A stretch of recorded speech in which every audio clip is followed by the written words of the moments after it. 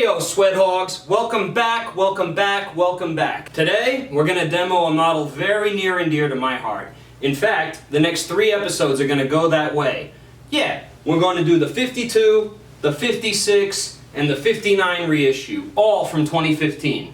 Joshua Capati, don't worry, we're gonna get to this one right after. Pinetop Jackson, thanks for the kind words. I think you got the best name on YouTube.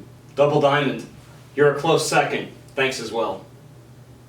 So again, these are all 2015s. Yeah, they're from the American Vintage series that replaced the American Vintage reissues in 2012 and were replaced by the American Originals in 2017. Boy, if that isn't a tongue twister. The information's all out there, but these are by far my favorite of the 3 collections. And I can give you a closer look than anybody else from everything, from the finishes, aged 5 years, to the hardware, oh, that's hard, to the wiring, which, unlike a lot of them, is actual 1950s wiring.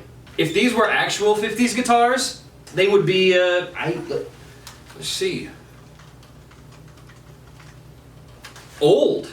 By the way, did you guys know that Napoleon Bonaparte used this exact same calculator? Check it out.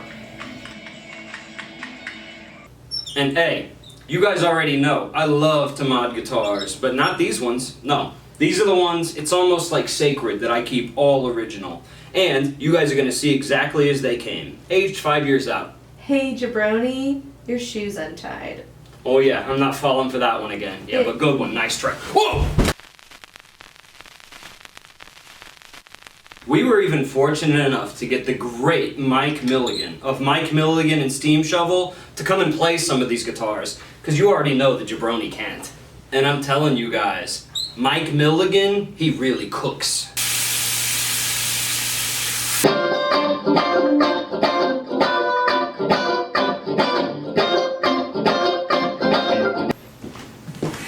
So first and foremost, it comes with this beautiful Tolex case, which I've noticed, and not to be a nitpicker, but all of the American Vintage cases, I don't understand why they're thinner. Anybody who's had a real vintage instrument, do you understand why? I can't find any information, period. But this one comes in at under 4, and if you buy any other G.G. Allen case, they are between 4.5 and 5. You know, they're over 4. You guys got any answers for me? Not that any of that matters, okay? Regardless, you get this really nice Tolex case, which is, I don't know, thin. And it comes with this, oh, wicked orange interior. Oh, that's luxurious. Can I crawl in? Oh yeah, so, came with this wicked cool leather strap. Yeah, I took off the big part, the original whammy, and but who cares about the case? It's a piece of wood with some Tolex. But hey yo, who cares about a flashy case? Half the time, that's what sells a jabroni, and then the handle breaks within a week. I mean, what a piece of junk. What matters is the quality of the build. Oh, but let me show you. This is a solid instrument. Unlike a lot of others claiming it, this comes with actual 1950s wiring. But hey, don't take my word for it. Let's see. And if you haven't already learned this trick, you ain't watching the internet.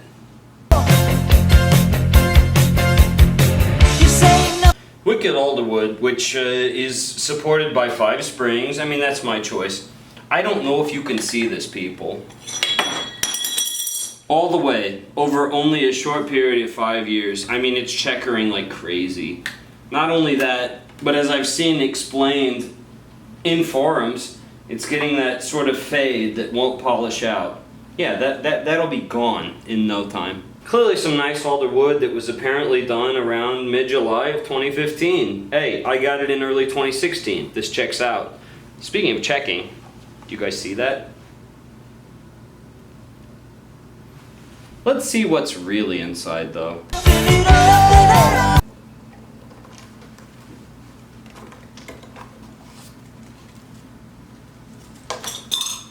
Whoa, this looks like it needs a quick rag.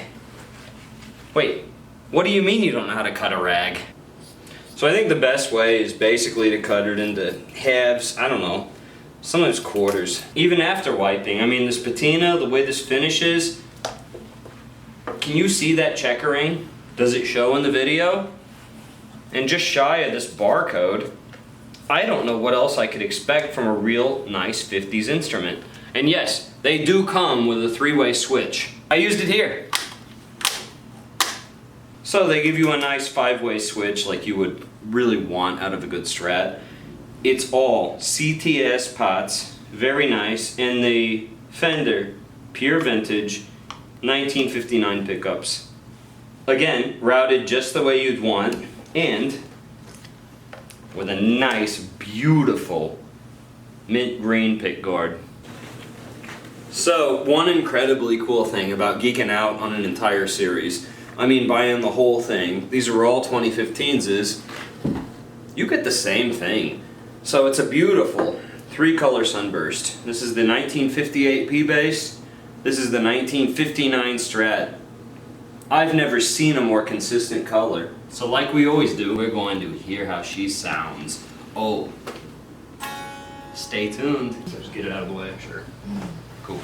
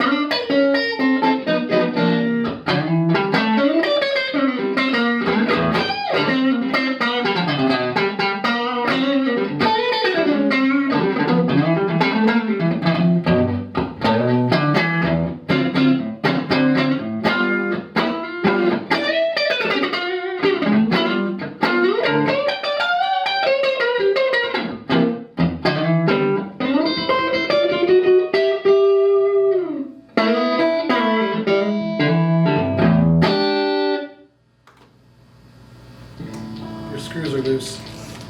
I've been told that before. You have 2 screws loose.